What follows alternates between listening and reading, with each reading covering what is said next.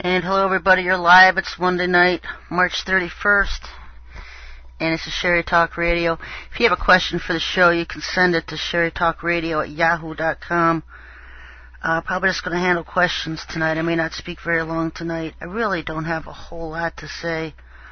Some of you feel the calm before the storm, and that's basically, you can describe it as a calm before the storm, or just the fact that calm before the storm, or the Lord just waiting and seeing what's going to happen before He tells us how to react. And so you go through this a lot. I experience periods of it throughout the years where He just gets quiet. And this is one of those times, even in the codes, He hasn't even had me much in the codes because He's not revealing anything to me. It's kind of like, just wait, talk about what you've seen already, and then I'll see a surge in the codes to where He'll start revealing more and more, and so it's kind of like at a standstill. And sometimes He does that because I'm not saying everything I need to say. You know, it could be me as well. This feeble messenger that I am. I try to do my best week after week. Some of the things I've talked about that I do keep seeing in the codes over and over again. Some of the things maybe I'm not making them clear enough.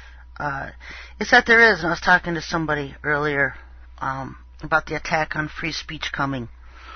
And I know I've talked about it before on the show, but these things are emerging. These things are literally just right around the corner with the track that we're going.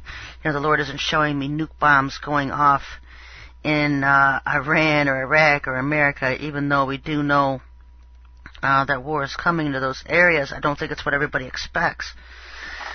And it's pretty much right around the same time. And the Lord's always warned us of this, that when events start happening, it's going to be the bathtub effect, where everything starts happening very quickly. It's almost like it takes forever for the water to start draining out of a pool once you pull the plug out of the tub. And then as you get towards the middle and towards the end, the water just speeds down the drain and it empties real quickly. That's pretty much what the tribulation period is going to be like. Because once these events start happening, they're going to happen very, very quickly. People aren't going to have time to react with as much time as they would like.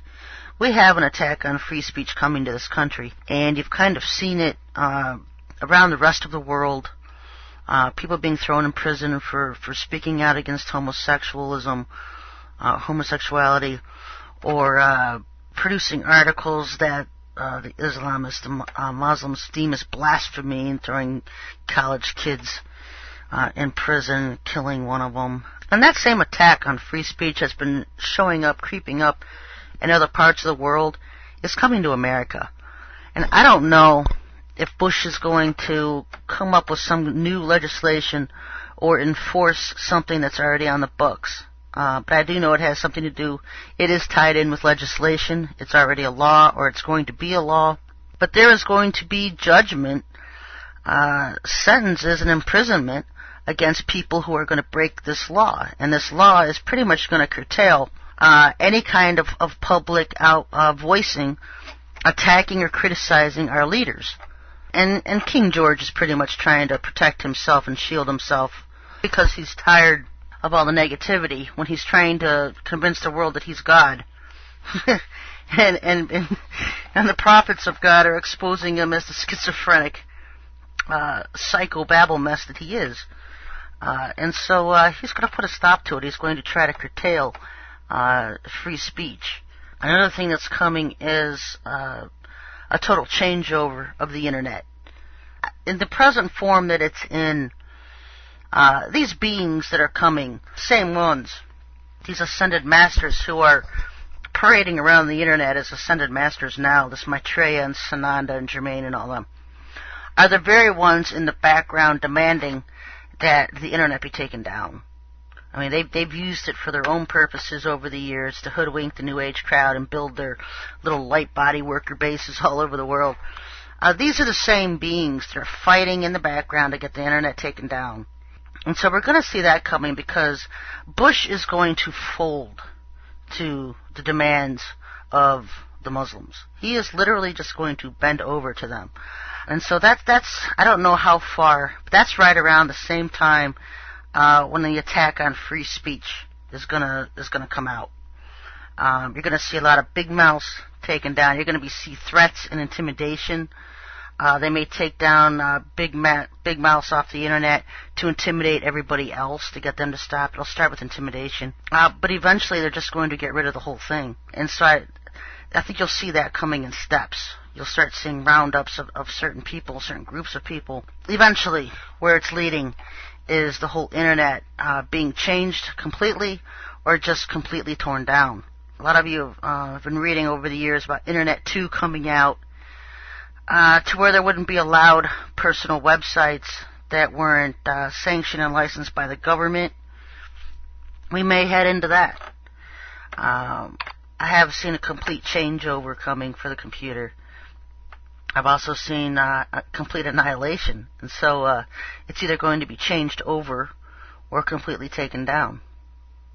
So those of you who think planning on doing business or the things that you're doing now for the next 5, 10, 15 years, you're going to find yourselves without the computer, without the internet. One of the things I've been seeing a lot of is the destruction of Jerusalem that's coming. Most people envision the destruction of Iran coming.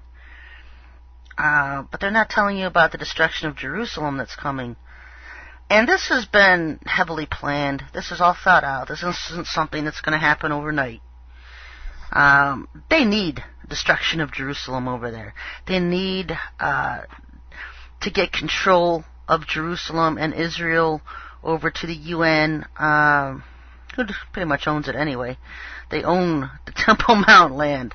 If you look back in 1992, 91, where the Israel government handed over the deed of the Temple land to the UN or the Catholic Church, whatever, one of the two. I remember talking about it years ago. But they need to start getting things rolled in place.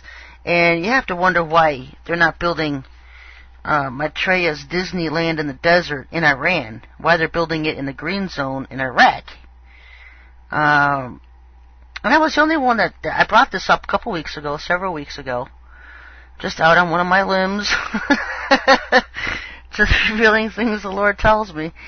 And I heard recently from someone who has an association with the Illuminati, talking about how I'd hit that one, nailed it on the head, and how secretive that was, and blah, blah, blah, blah, blah. And I just thought that was funny because you can't hide from God. You can't hide.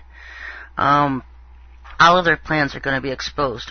Everything done in darkness is going to be brought to light. And so that's, if it's Iran that's waiting for this Iranian Mahdi, the 12th Imam, to arrive. Why wouldn't he have built his own home in Iran? He built it in the green zone in Iraq.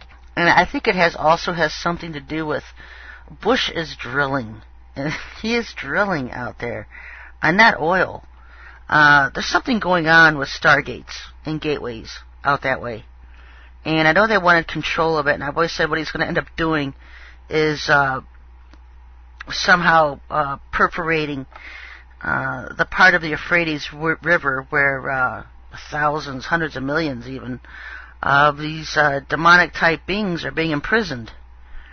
They're going to end up, it's going to be them that causes Revelation chapter 9 to come about, where the locusts are unleashed upon the earth, and their leader is Abaddon. I find it interesting that not only is the location of this spoken about of it Euphrates in Revelation, but there's also a secondary location, and that is north, the great north. And when you look in the